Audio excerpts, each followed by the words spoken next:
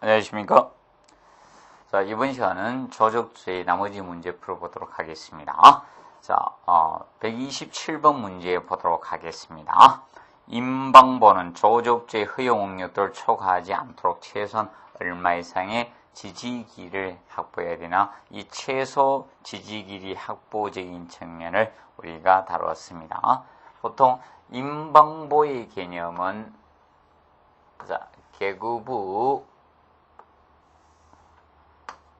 계구부가 있을 때 이제 상부를 보강하기 위해서 임방보를 우리가 사용하게 됩니다. 임방보.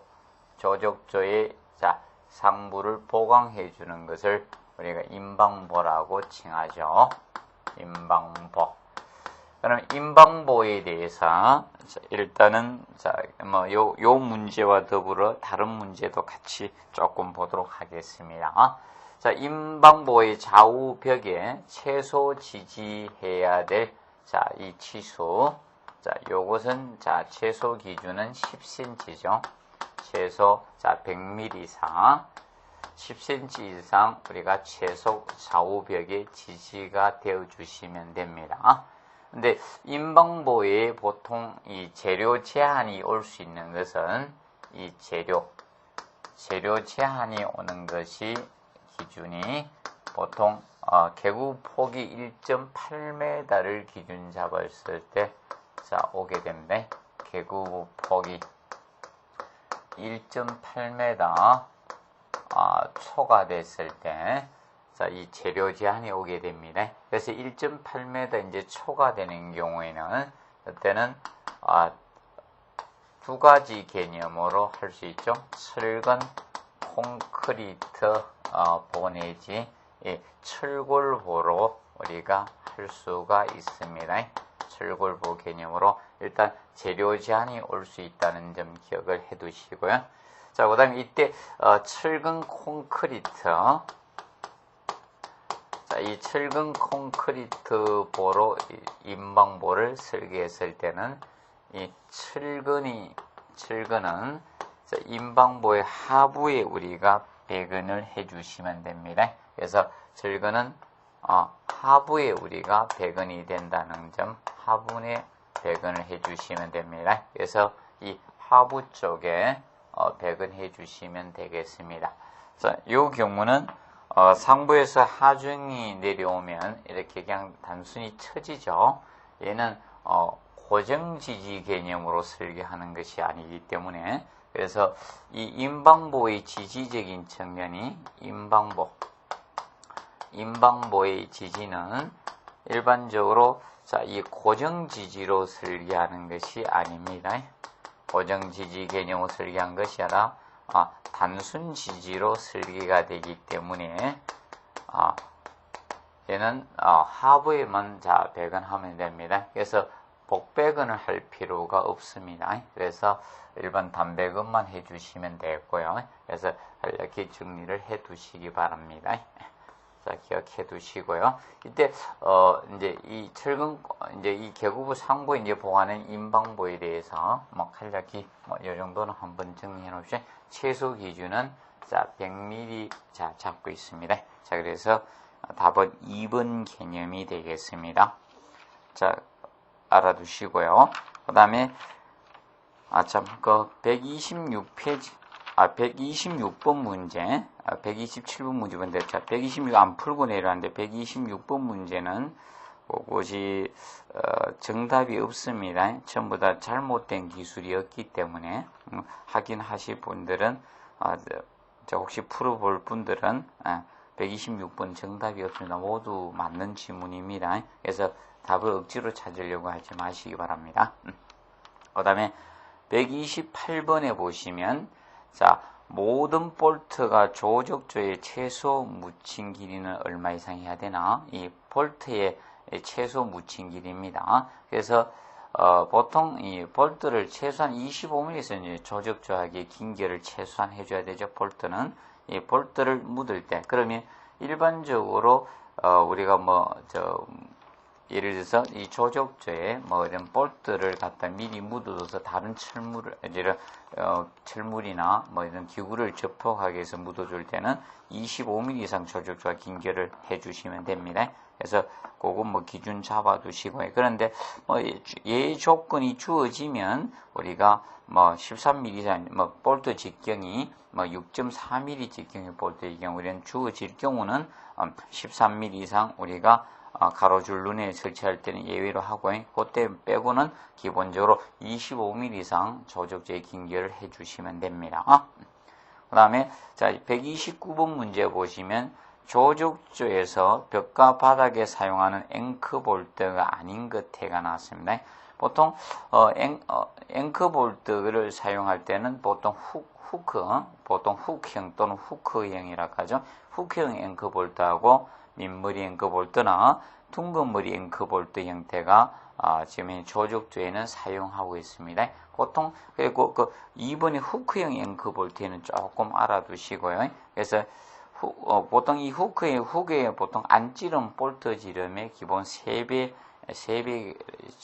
정도로 해주면 되고, 보통 볼트 지름이 1.5배만큼 연장되어야 된다는 후크는, 그래서 뒷부분에 이렇게 해주는 볼트 있죠?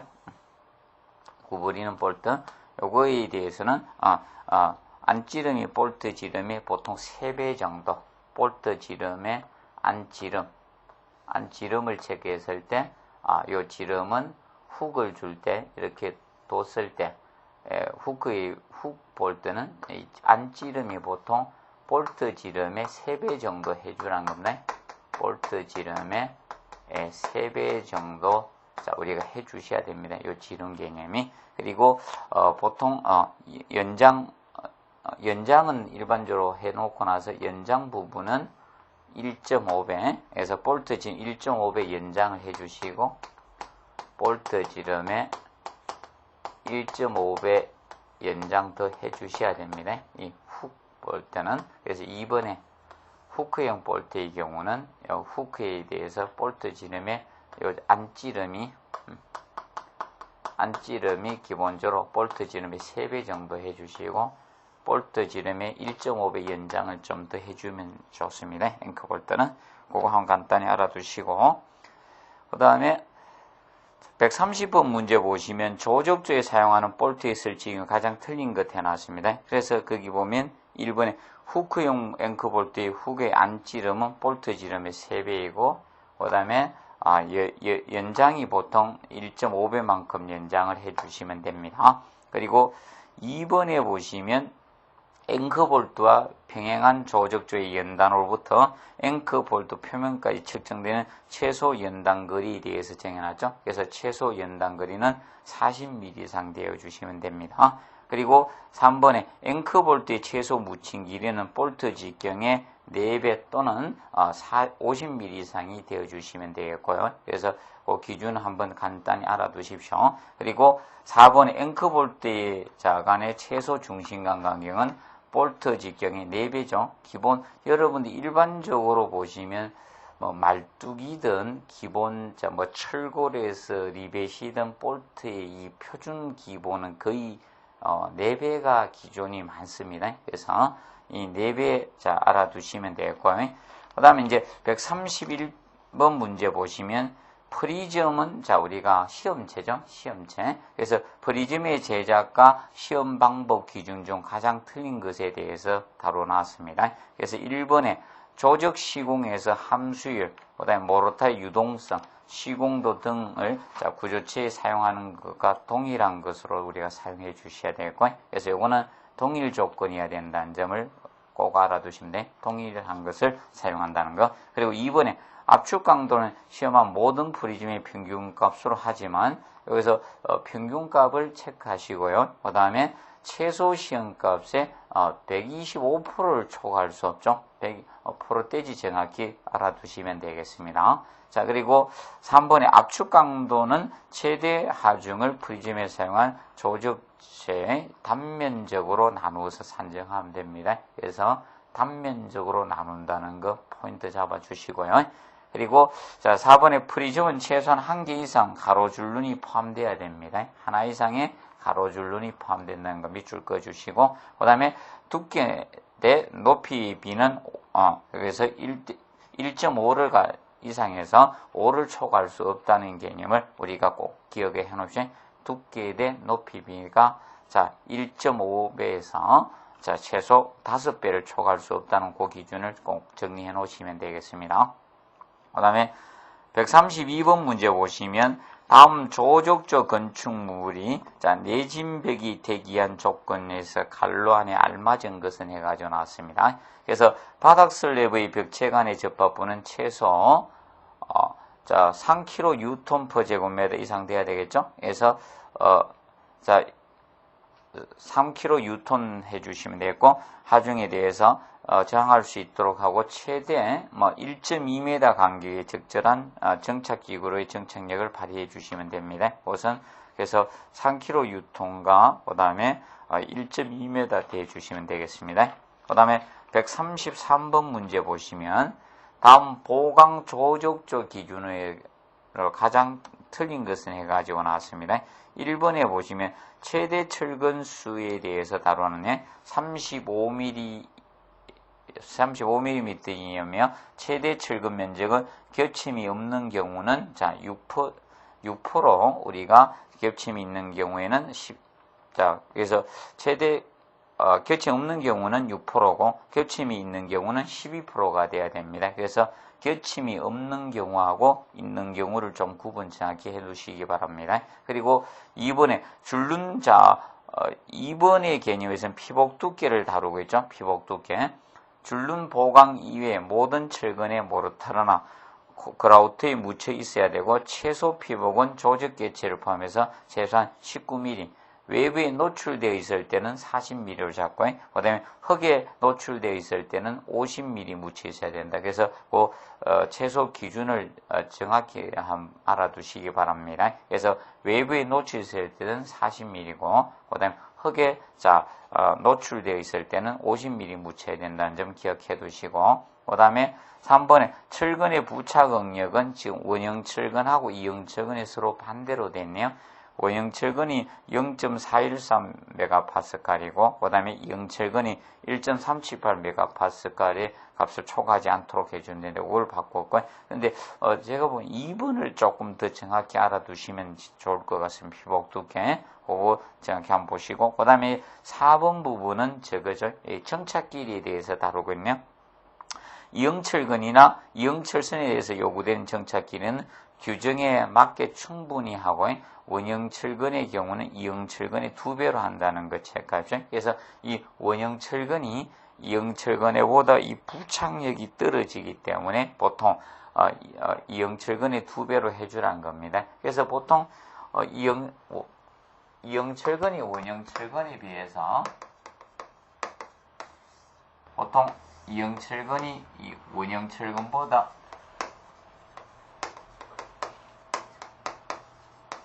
자, 보통 이 부착력이 최소 기준에서 최대 기준으로 잡은 거죠. 이 부착력이 보통 최소 40%가 되거든.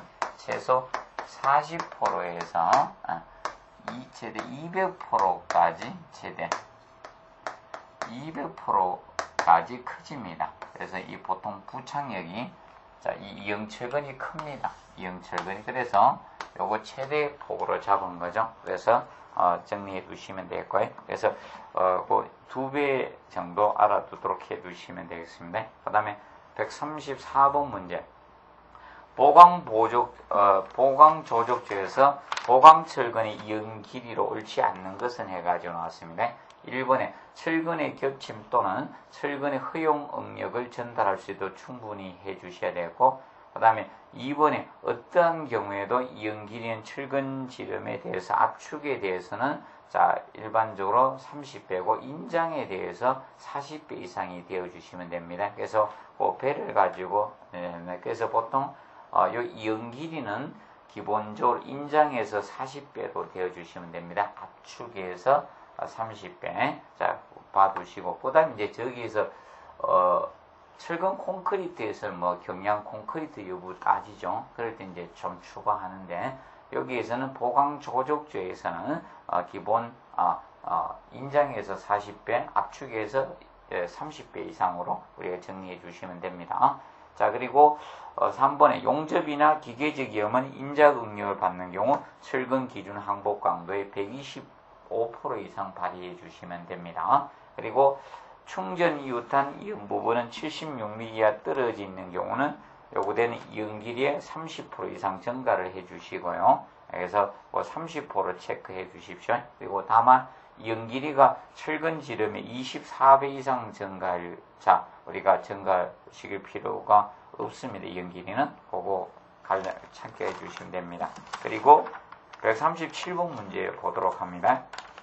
그래서 조적조에서 내진 설계의 피해 조건으로 틀린 것이 나왔습니다. 그래서 1번 피해 유효폭은 150mm 이상으로 해주고, 그 다음에 400mm를 넘을 수는 없습니다. 피해 유효폭은 150에서 400mm 사이로 우리가 해주시면 되겠습니다. 그리고 피해의 보통 행지지 간격은 피해폭의 30배를 넘을 수 없도록 규정하고 있고, 그 다음에 세 번째, 피해의 길이는 피해폭의 3배보다 작아서는 안 되고요. 그 다음에 6배보다 커서는 안 됩니다. 그래서 혼돈하지 않도록 해주십시오. 그래서 행지 지지 간격의 피해폭이 30배고, 그 다음에 피해의 길이는 폭의 30배, 그래서 6배 사이로 해주시면 되겠습니다. 그리고 피해의 높이의 개념은 공칭 길이의 5배를 넘을 수 없도록 규정하고 있으니 그 규정 한번 보시고요.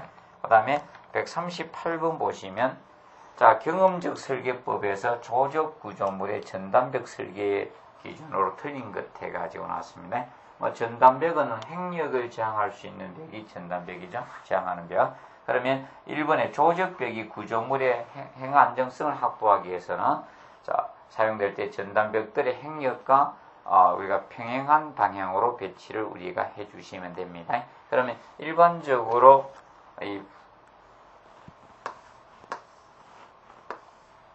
보통 이렇게 되죠. 자, 이쪽 방면에서 어떤 행력이 왔으면 이쪽에 같은 평행 방향입니다. 자, 이쪽 열의 벽들이 담당하게 되는 거죠. 이쪽 열에. 그래서 평행 방향이 된다는 것을 알아주세요. 전단벽이 행력의 평행 방향으로 배치가 돼야 됩니다.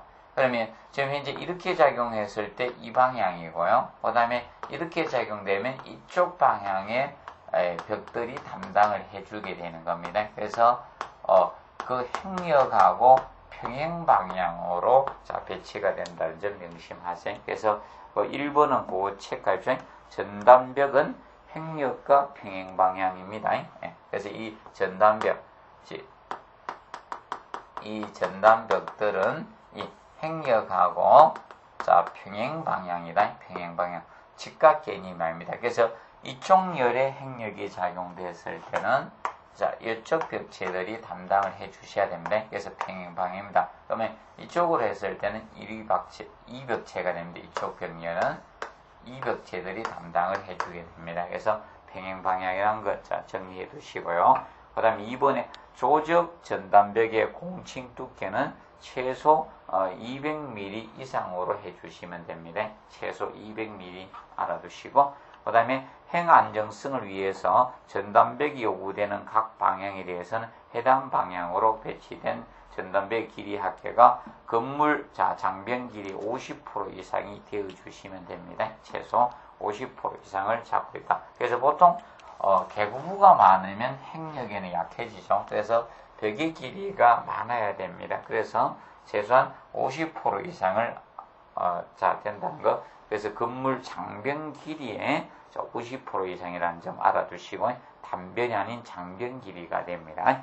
그리고 네 번째 전단벽의 길이 계산 시 개구부는 전단벽의 길이 합계 산정에서 제외를 시켜줍니다. 개구부는 포함을 안 시켜야 되죠. 제외를 시켜준다는 점 알아두시고, 그 다음에 마지막 139번 문제 보시면 바닥판 및 지붕의 유형이 현장 타설 콘크리트일 때 경험적 설계를 위한 벽체 간격 전단벽의 길이로 맞는 것은 해가 나왔죠. 그래서 경험적 설계는 전단벽의 최대 간격은 현장 탓을 콘크리트는 자, 벽체의 간격과 전담배 길이가 5대1로 해주시면 되죠. 5대1 개념이고, 프리캐스트 콘크리트에 4대1이 됩니다. 그리고, 그 해설해 보시면, 콘크리트 탓을 콘크리트인데, 그 콘크리트가 조금, 두 번 나왔죠. 잘못됐죠. 그거 약간 수정합니다.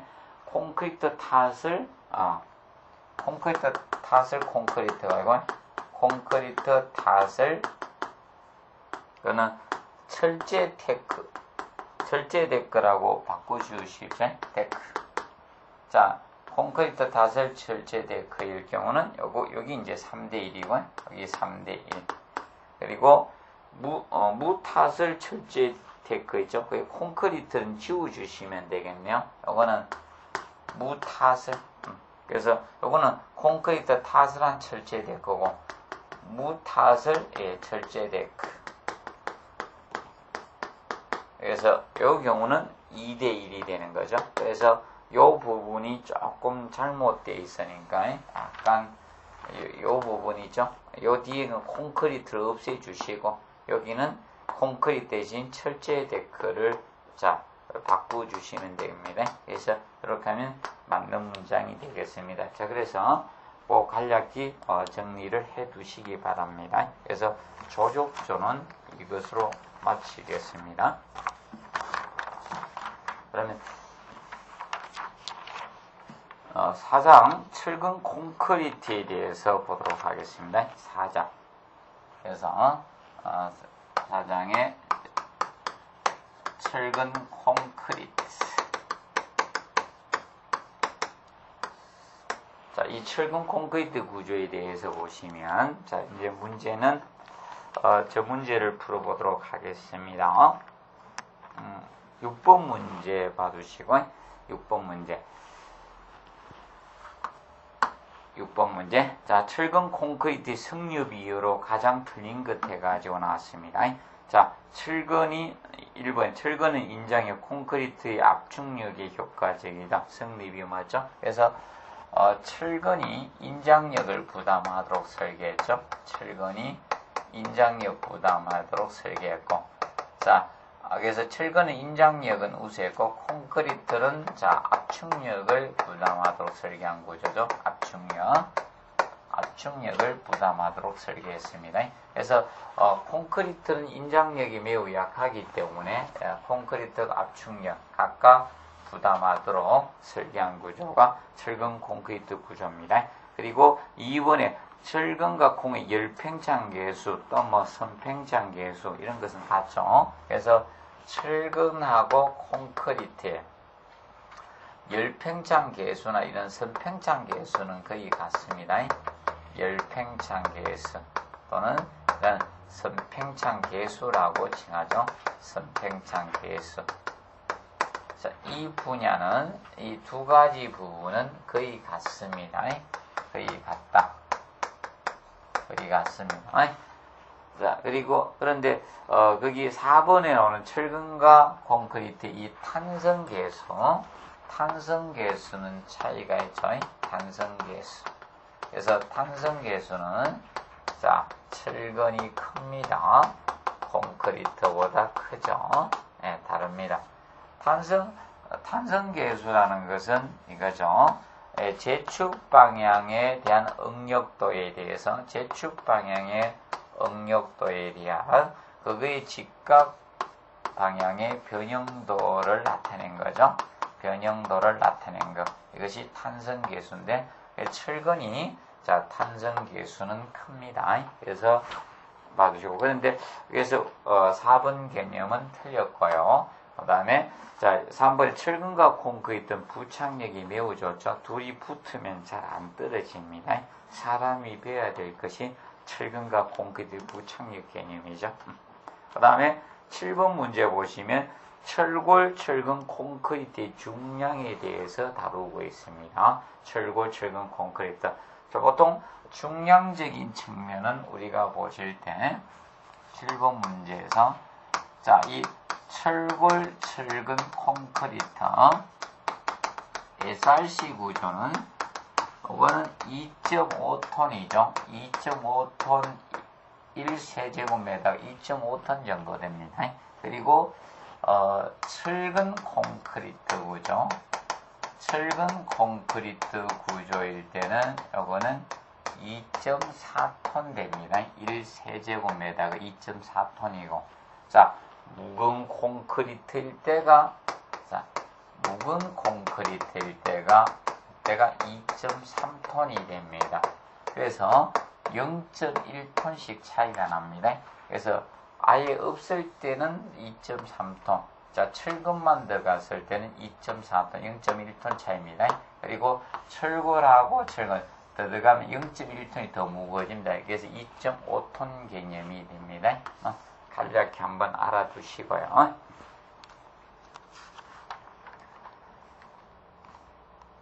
그 다음에 9번 문제 보시면 건축 구조 기준에 의한 구조형 일반 콘크리트의 자, 설계 기준 압축 강도로 옳은 것은 해가지고 나왔습니다. 그래서 거기에 대해서 보시면, 자, 그래서 지금 현재 다루고 있는 건 일반 콘크리트죠. 구조형 일반 콘크리트. 자, 그러면 설계 기준 압축 강도는 설계 기준 압축 강도 개념은 지금 경량 콘크리트와 여기에서 약간 차이가 있습니다.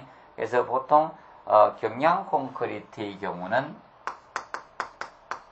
자, 이 경량 콘크리트의 경우는 15메가파스칼이죠. 15메가파스칼 이상만 되어 주시면 되는데, 그래서 보통 일반 콘크리트의 경우 구조형에서 일반 콘크리트는 18메가파스칼이죠. 그래서 이 경우는 18메가파스칼 이상이 되어주면 되고, 그 다음에 일반적 고강도 콘크리트일 때는 약간 증가되면 되죠. 이것이 고강도 경량 콘크리트의 고강도 경량이 되게 되면 우리가 27메가파스칼이 되죠. 27메가파스칼 이상 되고요.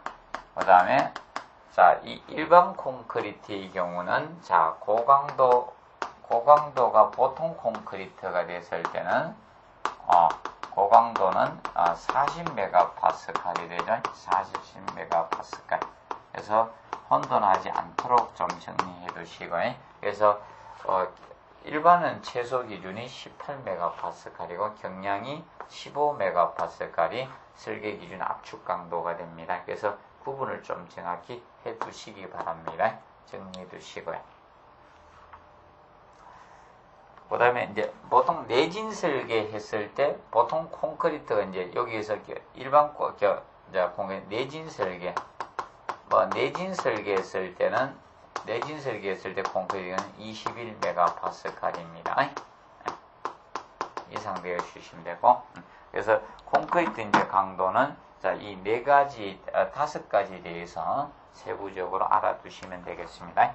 그리고 이제 10번에 강도 설계법에서 영구히 흙에 묻혀 있는 철근 콘크리트 구조물의 피복 두께는 얼마인가 해놨습니다. 그래서 이제 우리가 피복 두께에 대해서는 정확히 암기를 다 해놓으시기 바랍니다. 그래서 여러분들이 그 조건에 따라서 그 피복 두께는 언제든지 자유롭게 나올 수 있도록 해놓으시기 바랍니다. 그래서 수중이 가장 두껍죠.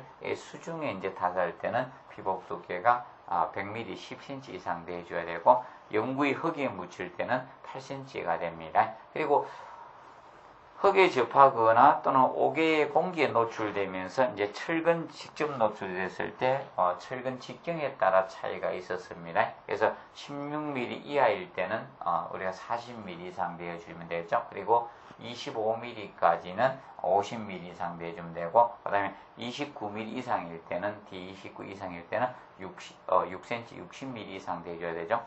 철근 직경에 따라서도 차이가 있었다는 점 같이 공부해 두시고요. 그러면 여기에서는 영구히 흙에 묻혀 있을 때는 우리가 바로 80mm죠. 8cm 되어주시면 됩니다. 그 다음에 11번에 거는 그냥 건너가고요. 그 다음에 12번에 강도 설계법에서 하중조합이 옳게 표현되지 않은 것은 해가지고 나왔습니다. 강도 설계법에서. 그러면 뭐 1번 개념은 고정 하중하고 하라중만 하는 경우죠. 1번은 고정 하중 하라중만 설계할 때는 1.2D죠. D 고정 하중 1.2배 고정 하중에다가 하라중은 1.6배를 주시면 됩니다. 그런데 2번에 보시면 고정 하중하고 하라중하고 그 다음에 지진 하중을 넣죠. 그러면 지진 하중을 고려했을 때 이때는 고정 하중은 1.2배가 맞고 그런데 하라중은 1배가 됩니다. 그리고 지진 하중도 1배가 되어 주시면 됩니다. 그래서 그 2번은 틀렸네요. 그리고 3번에 보시면 이 풍하중하고 고려했을 때죠. 그래서 고정하중, 하라중, 그리고 풍하중. 그러면 다른 하중, 일반적으로 행하중을 고려해 줄 때는 기본적으로 하라중의 개념은 1배로 갑니다. 고정하중은 1.2 그대로 가고요. 그래서 1.2배, 그 다음에 하라중 1배, 그리고 풍하중은 1.3배 넣어주시면 됩니다. 그리고 거기에서 이제 고정하중하고 풍하중만 고려한 것이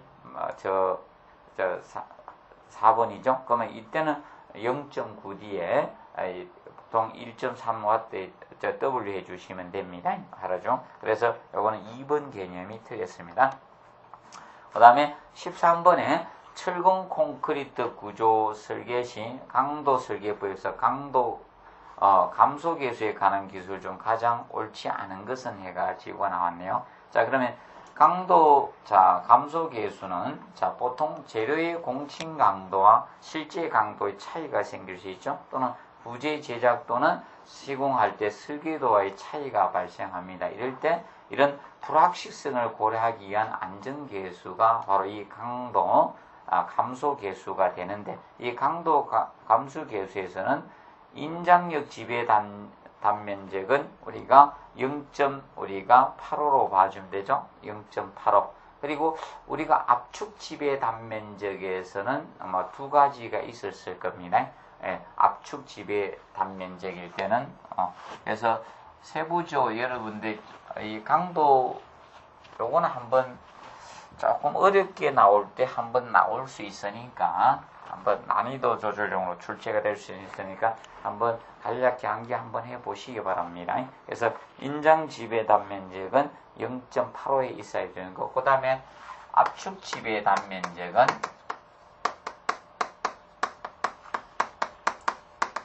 압축 지배 단면일 경우는 요거는 이제 두 가지로 나눠집니다. 나선 철근으로 보강된 경우하고 나선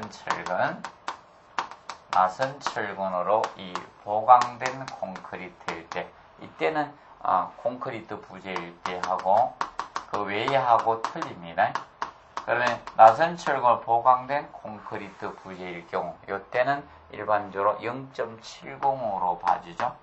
강도 저강 계수를 0.70으로 봐주고 그 다음에 그 외의 철근 콘크리트 부재는 그 외에 이 철근 콘크리트 부재는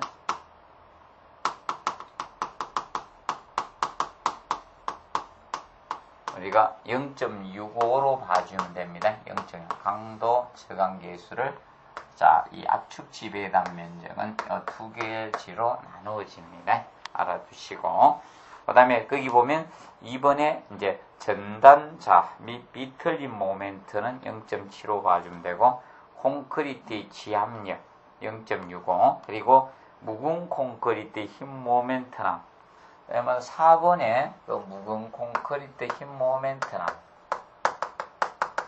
묵은 콘크리트 힘 모멘트라든지 아니면 압축력이나 전단력 이런 거는 같죠.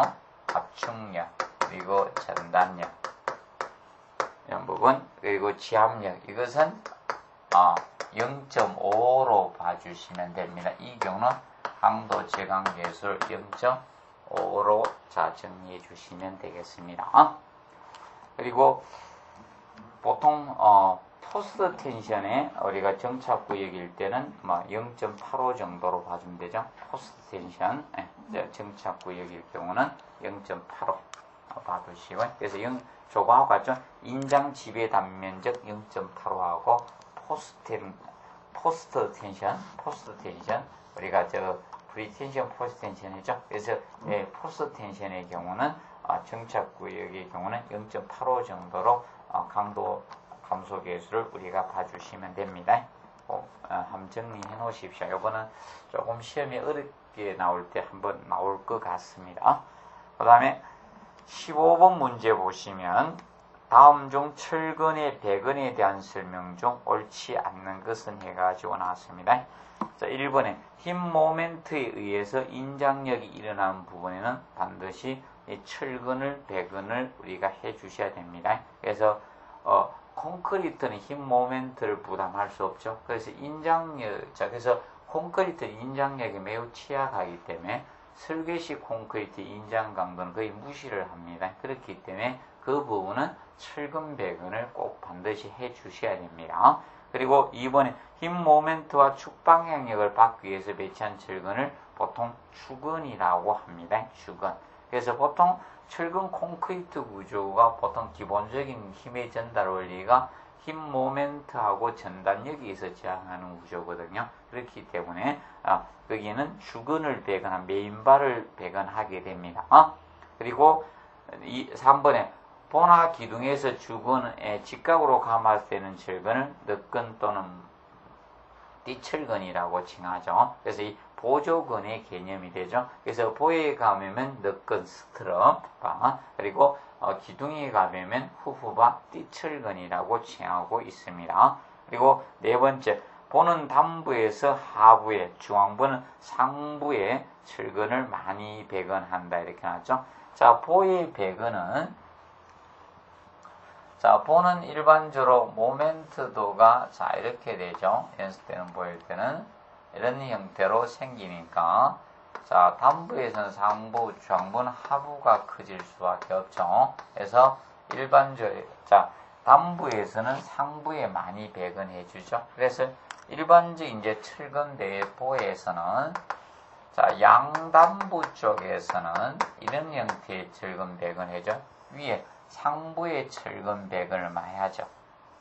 T형보로 나타내주면 기본적인 바깥에 철근이 감겨질 거고, 바깥 부분에 철근이 이 스트럽 늑근이 감겨져 있을 때 늑근이고, 그러면 양단부하고 중앙부의 철근 배근이 이런 형태로 보시면 될 겁니다.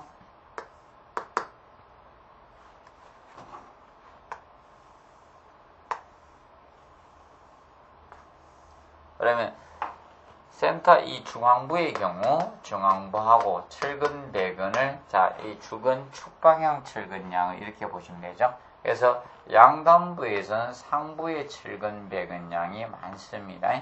상부에 많이 힘 모멘트가 상부에 발생하니까 상부에 많고 하부에 적게 있습니다. 이런 형태로 보시면 될 겁니다.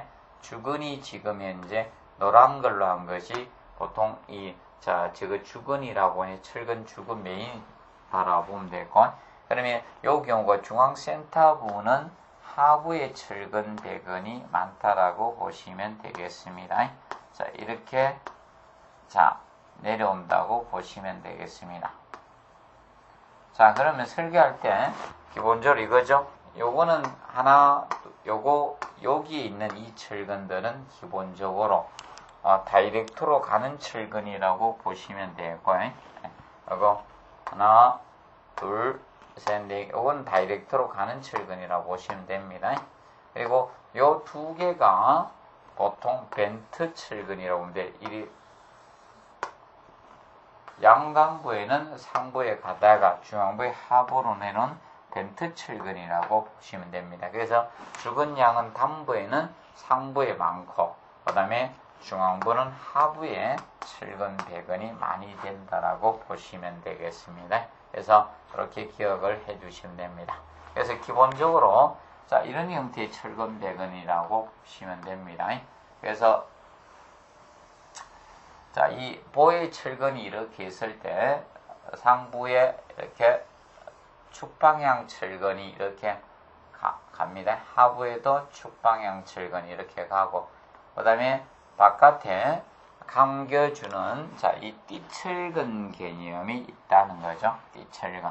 그래서 바깥에 기둥의 늑근이죠. 늑근이 이렇게 감겨집니다.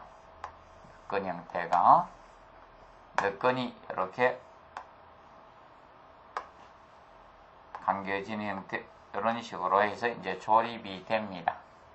그러면 여기 이제 센터 중앙부는 이제 늑근 간격이 조금 간격이 멀고요. 전단력이 적기 때문에 늑근이 간격이 조금 멀리 들어갑니다. 그리고 이제 단부 쪽에서는 이제 가까이 들어가죠. 간격이 좁게 이 늑근 간격이 이렇게 들어가게 되는 겁니다. 그러면 철근이 단부에서 상부의 주근이 이렇게 있습니다.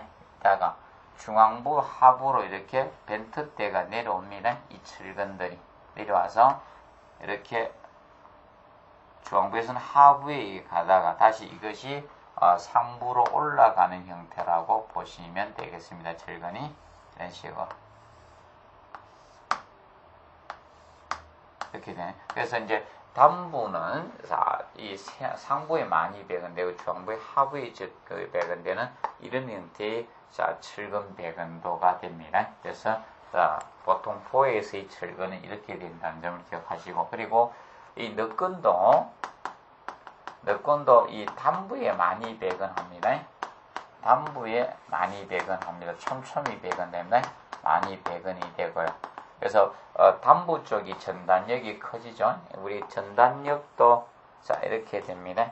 여기에서 전단력은 이런 형태로 생겨죠. 센터가 최소고 전단력도 V도. 전단력도 때문에 단부가 커지고 중앙 센터가 제일 최소가 되죠. 그렇다 보니까 늑근은 중앙 센터는 간격이 적게 들어갑니다. 넓게 들어가고 단부에서는 촘촘히 들어가는 형태로 배근이 됩니다. 간단히 기억을 해 놓으시기 바랍니다.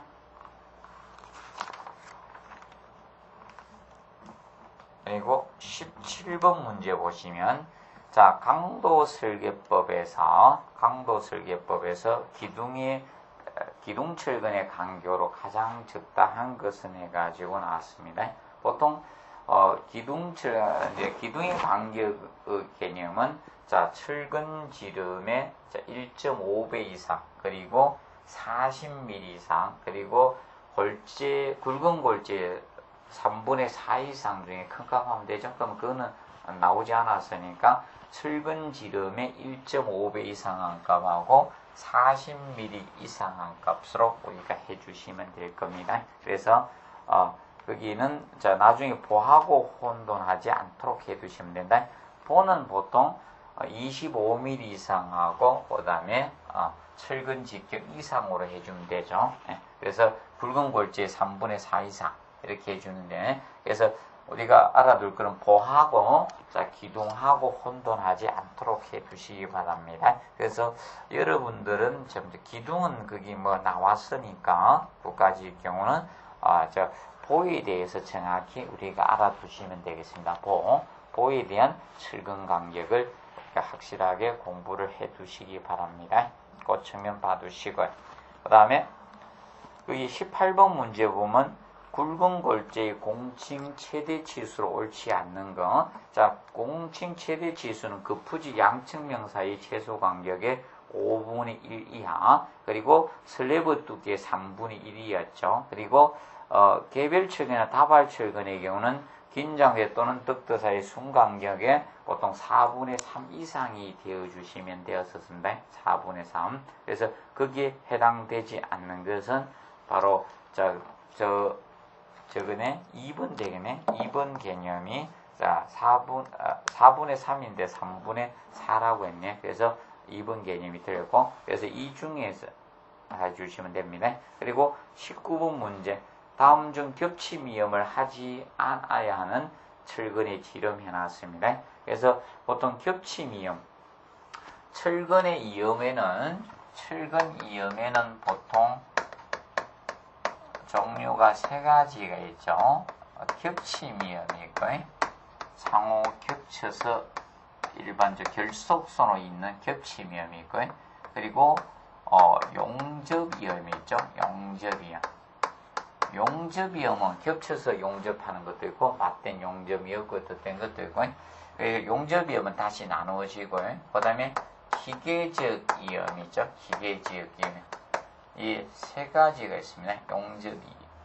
철근 이음은 세 가지가 있는데, 그러면 겹침이음은 보통, 이게 구조 기준하고 시방서 기준이 약간 차이가 있습니다. 근데 우리는 구조니까 현재 겹침이음은 D35 초과할 때죠. 초과하는 것은 겹침이음을 하지 마라고 하고 있습니다. 이 겹침이음은 하지 마라. 그럼 D35가 초과되면 이걸로 가라는 겁니다. 용접이음이나 기계적 이음호를 해주라는 겁니다. 용접이음이나 기계적 이음을 하고 겹침이음을 하지 말라는 겁니다. 겹침이음은 철근을 상호 겹쳐서 우리가 저거 하는 거죠. 결속성 가지고 이어가지고 나중에 콘크리트 탓을 하는 거죠. 철근을 이렇게 이었을 때, 철근을 상호 이었습니다. 이렇게 이었게 되면, 그래서 이렇게 갈고리를 두겠죠. 이렇게 갈고리를 이렇게 두었을 겁니다. 이쪽도 이렇게 갈고리 이렇게 두면 후크를 이렇게 두었습니다. 그러면 여기서 이제 나중에 요 돌리는 반경에서 여기서 돌리는 여기서 여기까지, 여기 사실상 철근 이음 길이잖아요. 여기서 이것이 철근 이 후크는 포함하지 않잖아요. 철근 이음 길이인데, 이때 이제 상호 겹쳐서 이 결속성 가지고 있는 것, 이것이 이제 겹침이음이고, 겹침이음. 그리고 용접이음, 기계적 이음은 뭐 이런 것처럼 철근을 아래 위에다 이렇게 나사를 돌려서 끼우는 게 기계적 이음이고, 그래서 이거는 35 초과되면 요걸로 가고요. 요거보다 이제 적은 철근은 겹침이음 한다. 근데 나중에 저 건축 시공의 표준 시방서에서는 D29를 잡고 있죠. 근데 지금 현재 우리는 구조 기준에서는 35를 기준 잡고 있습니다. 혼돈하지 않도록 하십시오. 그래서 거기에서 3번을 찍으시면 안 됩니다. 그거는 표준 시방서 규정입니다. D29는 여기서는 D35로 가주셔야 된다는 점 꼭 명심하시기 바랍니다. 그리고 20번 문제 보시면 다음 중 보에 우리가 유효춤 간사이 얼마로 하는가? 간사이 유효춤에 대해서 우리가 다룬 거네요.